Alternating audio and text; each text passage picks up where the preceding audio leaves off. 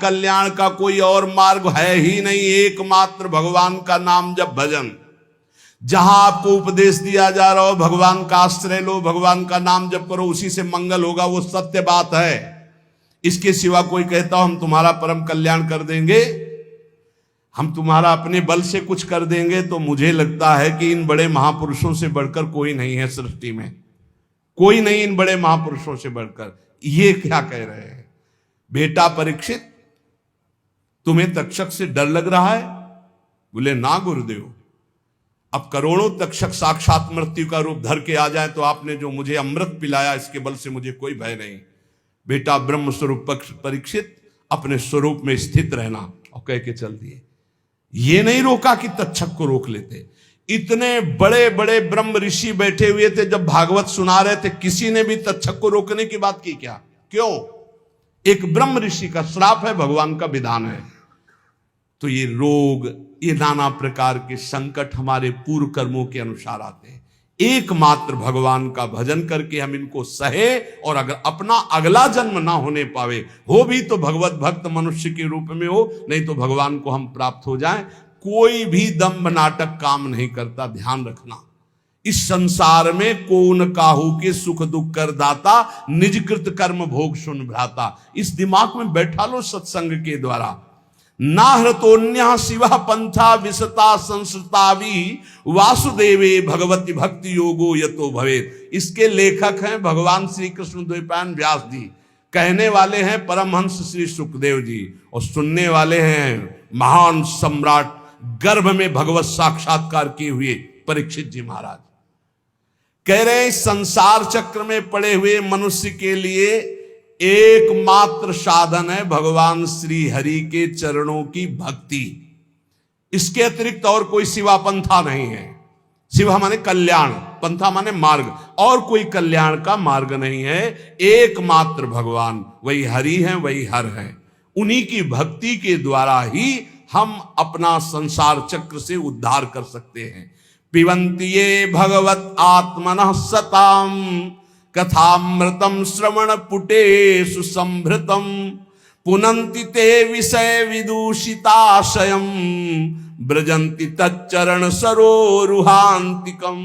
जो रोज सत्संग सुनते हैं, जो रोज भगवान की चर्चा सुनते हैं, कानों में भर भर कर भगवान के नाम गुण लीला रूप का पान करते हैं, अमृत का, उनके हृदय से विषैला विष भोगों का उतर जाता है, हृदय शुद्ध हो जाता है। और जहां हृदय शुद्ध हुआ तो भगवान यही हृदय में प्रकाशित हो जाते हैं।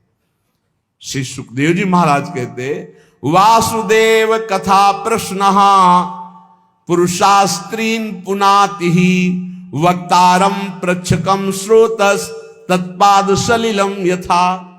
अगर कहीं तुम्हें संत समागम मिले, प्रश्न करने का अवसर मिले, तो भगवान के संबंध में प्रश्न करो, भगवत प्राप्ति के संबंध में प्रश्न करो, संसार से मुक्त होने के लिए प्रश्न करो। ये इधर उधर के प्रश्न नहीं।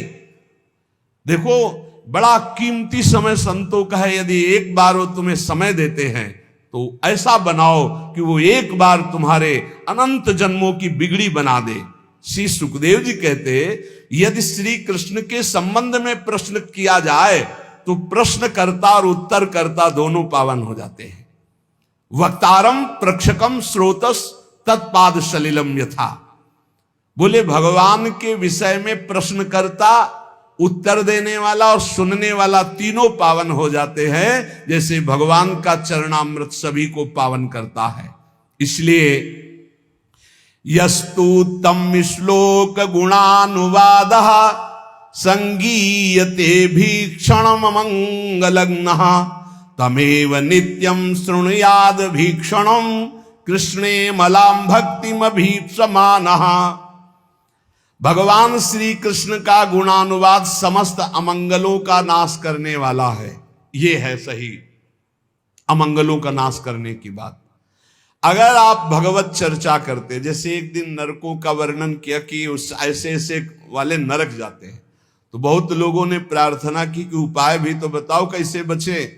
ये 38 के 38 सब हम में पाए जाते हैं। कोई कह रहा था 10 हैं, कोई कह रहा था 5 हैं। बड़ी घबराहट हो रही, क्योंकि आपकी बात पे विश्वास है। इसका मतलब टिकट बन गई नरक की हमारी, जाना पड़ेगा। तो जल्दी उपाय बता दो नरक से कैसे हटे।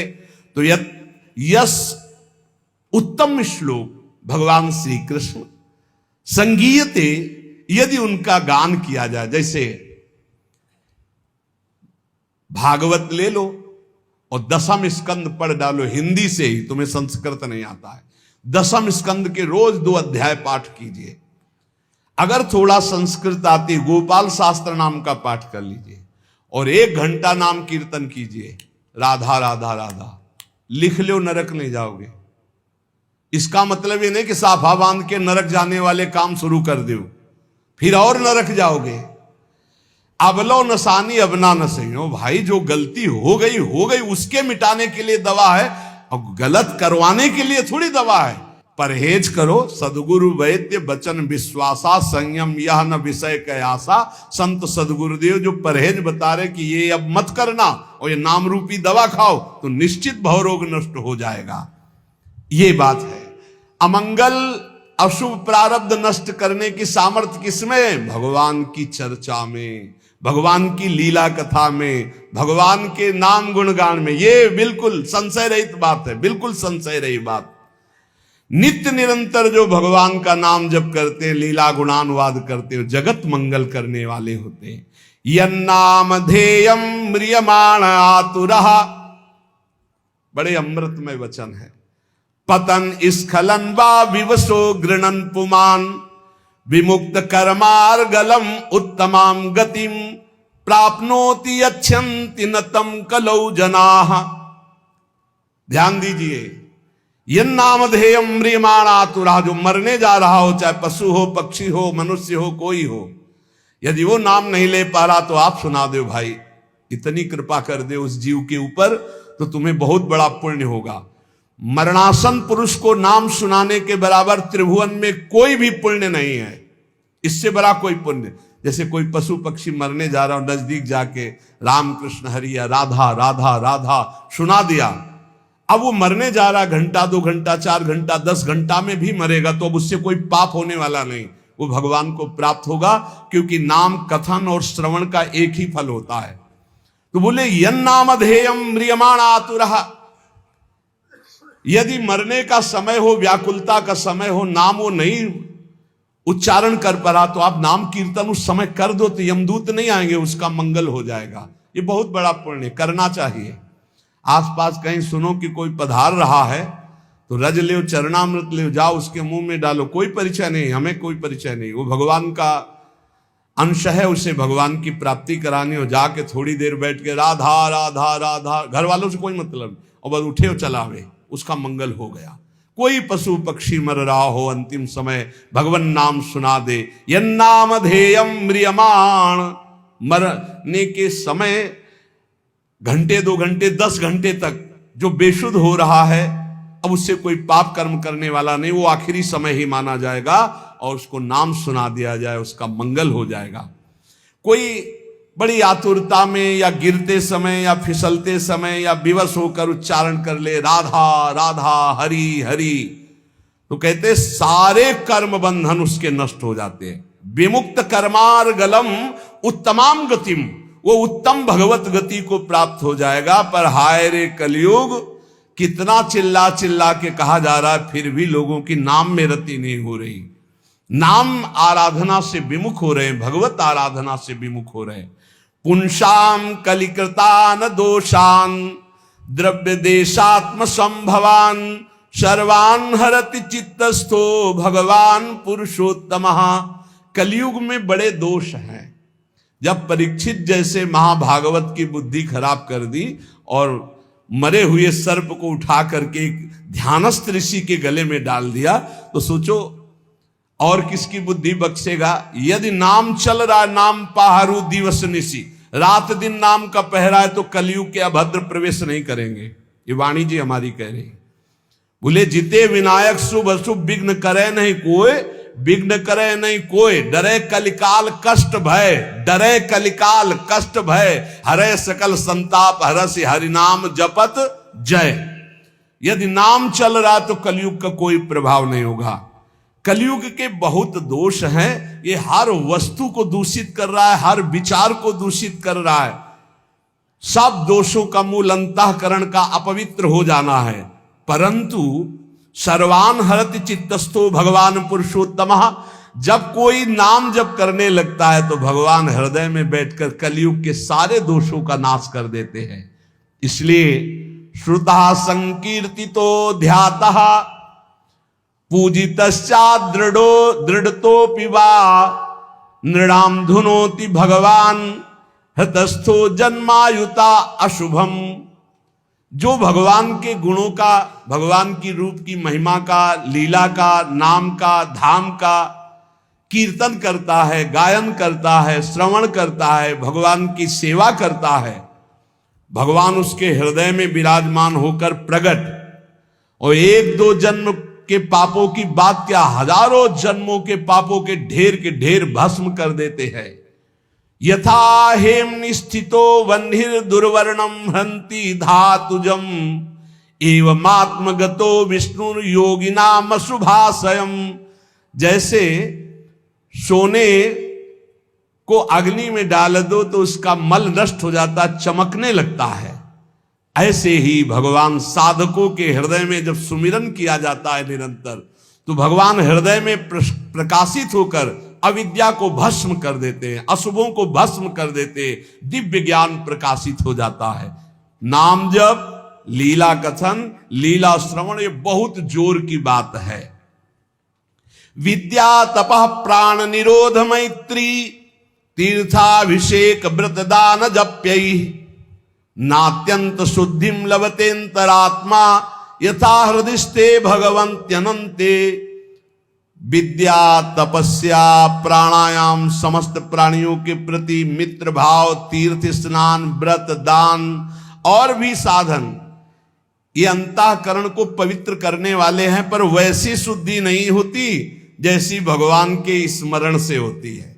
इसीलिए कहते हैं नाम जप करो, क्योंकि नाम जप स्मरण से भगवान हृदय में प्रकाशित होते हैं। तो जहां भगवान हृदय में प्रकाशित होती, जैसे सूर्य उदय होने पर अंधकार खत्म, ऐसे भगवान के प्रकाशित होने पर अज्ञान नष्ट हो जाता है। मृत्यु नजदीक है। म्रियमाणैरविध्येयो भगवान परमेश्वरः आत्मभावम नयत्यंगो सर्वात्मा सर्व संश्रयः। मृत्यु के निकट पहुंच रहे हैं हम सब, क्रम से क्रम आता चला जा रहा है समय। बस जैसे जैसे संकेत मिलते जाते हैं लोग भयभीत होते। भयभीत नहीं होने की बात है, कमर कसो, डट के अपना काम बना लो। अब जितनी श्वासें, जैसे एक सूचना मिली कि कैंसर हो गया, सूचना मिली अब आपका दिल फेल होने वाला है, कोई भयानक रोग, अब घबराने की जरूरत नहीं। राधा राधा राधा राधा, अब तो चलना है श्री जी को। घबराने से मृत्यु हमारा कोई रोग थोड़ी मिटा देगी, हमारा कोई मृत्यु का भाव रुक थोड़ी जाएगा, वो तो मरना ही पड़ेगा। तो राधा राधा राधा, अमर हो जाओगे। मृत्यु के निकट जो लोग पहुंच रहे हैं, एक ही काम है, नाम जप, भगवान का स्मरण। मान लो हम सब निकट जा रहे हैं मृत्यु के, बिल्कुल निकट जा रहे हैं। 50 वर्ष निकल गए, ऐसे लगे कि कल निकल गए। ये वर्ष के वर्ष ऐसे निकल जाते, लगता ही नहीं कि वर्ष निकल गए। कैसा माया मनोरंजन में फंसा है। जिसका मृत्यु का निकट समय आ रहा है, उसको चाहिए नाम में वृत्ति लगा दे, सब छोड़ो, राधा राधा राधा राधा। तो बोले अब हमारा तो अभी जवान है, अरे गर्भई में मृत्यु आ जाती है, शिशु अवस्था में आ जाती, जवान अवस्था में आ जाती। हर समय नाम जप करो। सबके परम आश्रय जब भगवान का नाम लिया जाता है और नाम लेते हुए शरीर छूटता है, तो भगवान की प्राप्ति होती है। अंतिम मति सो गति। राधा तो किशोरी जो मिल जाएंगी पक्का। नारायण बोला तो पक्का नारायण मिल गए। कलयुग में बहुत दोष हैं, परंतु इसमें एक सबसे बड़ा गुण है। भगवान के नाम संकीर्तन से जो लाभ मिलता है वो किसी साधना से नहीं मिलता। गुण कीर्तन, नाम कीर्तन, जैसे अपने लोग बैठकर खूब कीर्तन करते हैं विविध ध्वनियों में और प्रभु के जस गाते हैं, सुधा निधि 42 लीला 84 जी। सतयुग में ध्यान करने से, त्रेता में बड़े बड़े यज्ञों से द्वापर में विधि पूर्वक पूजा सेवा से जो फल मिलता था, कलयुग में केवल नाम कीर्तन से, नाम जप से प्राप्त हो जाता है। कलयुग का विशेष कृपा प्रसाद है। संसार सिंधु मति दुस्तर मुत्त तीर शोर नान्य प्लवो भगवता पुरुषोत्तमस्य लीला कथा रस निषेवण मंतरेण पुंसो भवेद विविध दुख दवार्दितस्य। जो लोग सहज में सरलता पूर्वक इस संसार समुद्र से मुक्त होना चाहते हैं, भगवान सुखदेव जी कह रहे हैं, जो लोग अनेक प्रकार के पाप कर्म कर चुके हैं और उस दुख दावानल से दग्ध होने वाले हैं, उनको बचना है तो एक उपाय है, भगवान का नाम जप करो और भगवान की लीला कथा सुनो। लीला कथा रस निषेवण मंतरेण, भगवान की लीला कथा सुनने के सिवा, नाम जप के सिवा और कोई सहारा नहीं इस कलयुग में। सब साधन चौपट कर देता है कलयुग। एकमात्र परम पवित्र नाम और भगवान की लीला कथा, इसी से सब प्राप्त कर लो। सहज सरल भाव से भगवान की प्राप्ति। उपासक को चाहिए कि सत्य भावना से ही भगवान की प्राप्ति होती है, इसलिए असत भावना का त्याग कर दे। जब कोई अधर्माचरण करके धन कमाता है तो ये 15 दोष बिना मोल के उसके पास आ जाते हैं।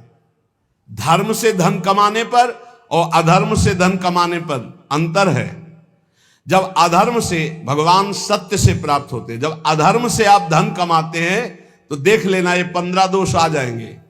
यहां वर्णन है, स्तेयम हिंसा नृतम दंभा कामः क्रोधा स्मयो मदः भेदो वैरम अविश्वासा संस्पर्धा व्यसनानि च एते पंचदशानर्था हर्थमूला मता नृणाम तस्मादनर्थमर्थाख्यम श्रेयोर्थी दूरस्त्यजेत।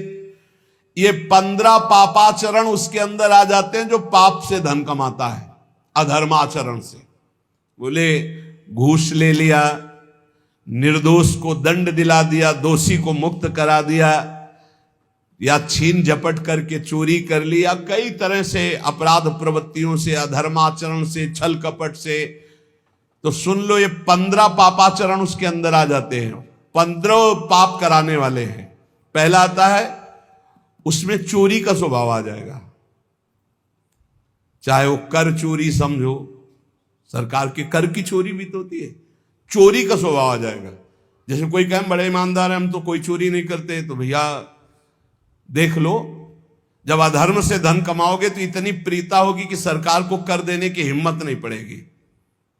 विविध प्रकार से आप कर चोरी करेंगे। कर चोरी करना भी पाप है, क्योंकि वो राजकर है।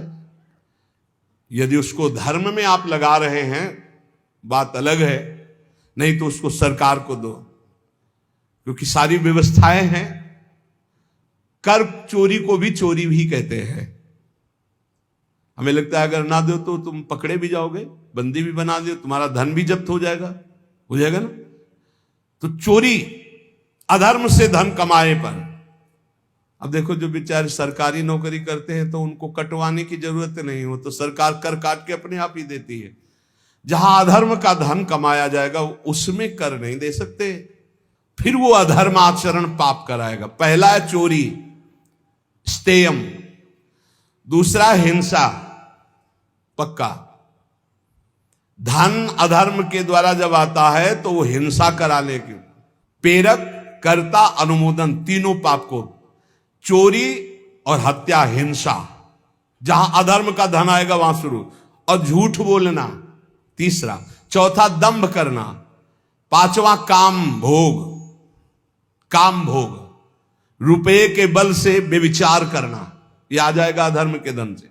और गुस्सा, क्रोध, अहंकार, गर्व, भेद बुद्धि, बैर, अविश्वास, स्पर्धा, लंपटता, जुआ, शराब, ये 15 दोष अधर्म के द्वारा कमाए हुए धन में आ जाते हैं। इसलिए अधर्म के धन से डरना चाहिए लोगों को।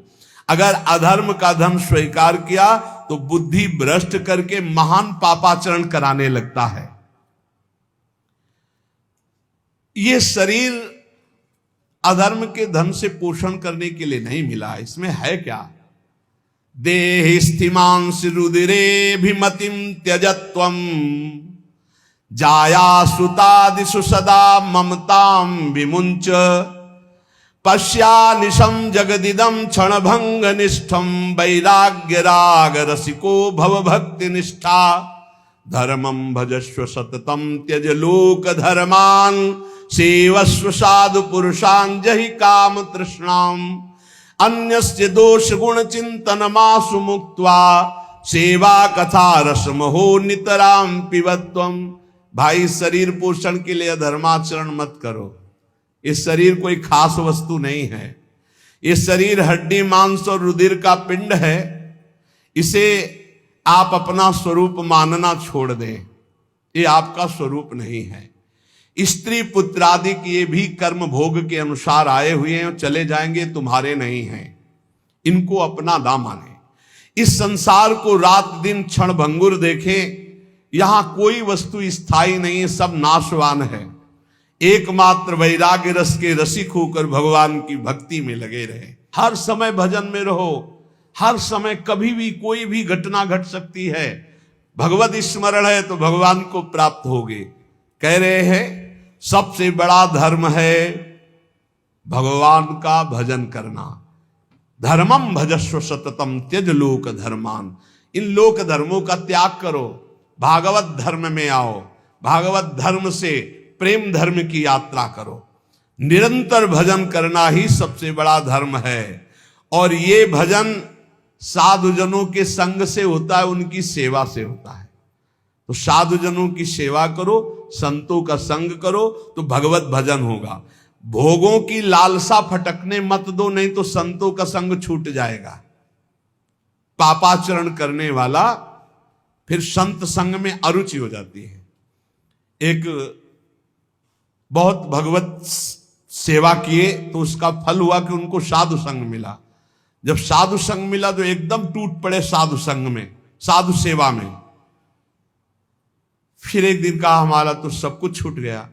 हम क्लब जाते थे, हम ये करते थे, वो करते थे। वो हमारे दोस्त कहते हैं कि इतना नहीं होना चाहिए, नहीं तो फिर गड़बड़ हो जाता है। अब दोस्तों के संग का रंग चढ़ा कि जहां 63 पे आ गए थे वहां 36 पे पहुंच गए।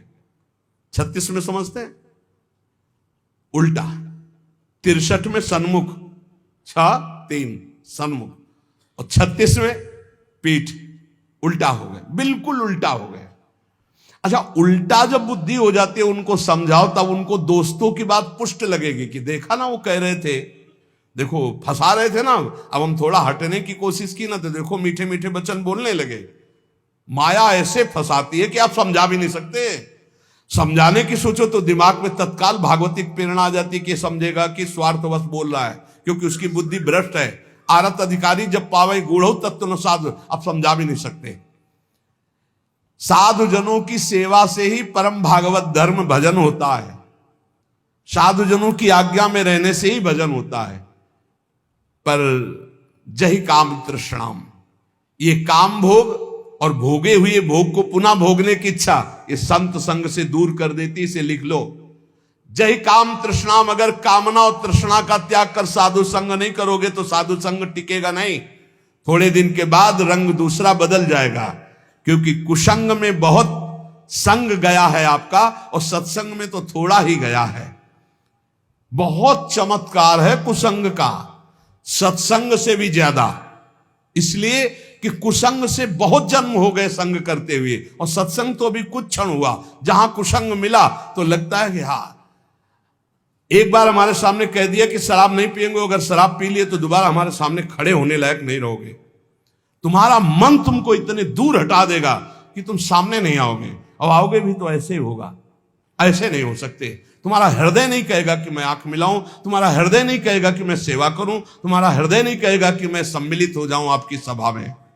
मान लीजिएगा बहुत बढ़िया अवसर है। एक बार यदि छोड़ दिया तो दोबारा ऐसे दुष्टों का संग मत करना जो अपनी मित्रता की कसम खिला करके आपको धर्म भ्रष्ट करते हैं। वो मित्र नहीं, वो शत्रु हैं। सच्ची ऐसे देखते देखते माया कैसे भ्रष्ट करती हुई दिखाई देता है।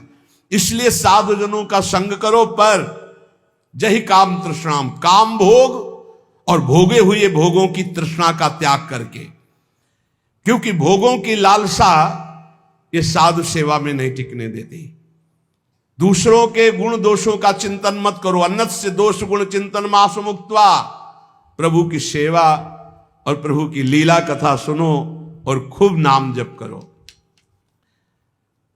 कैसे जाना जाए कि इसे भगवत प्राप्ति हो गई? कई बार चर्चा हुई, आज सिद्ध महर्षियों के वचन हैं। ये भगवत प्राप्त हो गया है, उसकी पहचान क्या है? कह रहे यह स्यादे कायेन लीनस्तूष्णीम किंचदच्चिंतयन् पूर्वम पूर्वम परित्यज्य सातीर्णो भव बंधनात् सर्वमित्रा सर्वसहा समय रक्तो जितेन्द्रियः व्यपेत भयम मन्युश्च आत्मवान मुच्यते नरः आत्मवत् सर्वभूतेषु यश्चरेन्नियता शुचिः अमानी निरभिमानः सर्वतो मुक्त एव सः जीवितम मरणम चोभे सुख दुखे तथैव च लाभालाभे प्रियद्वेषे या समास च मुच्येत। जो स्थूल शरीर और सूक्ष्म शरीर दोनों का त्याग कर चुका है, ना स्थूल शरीर की क्रियाओं से मतलब है, न सूक्ष्म शरीर के चिंतन से मतलब है। बहुत ऊंची स्थिति है।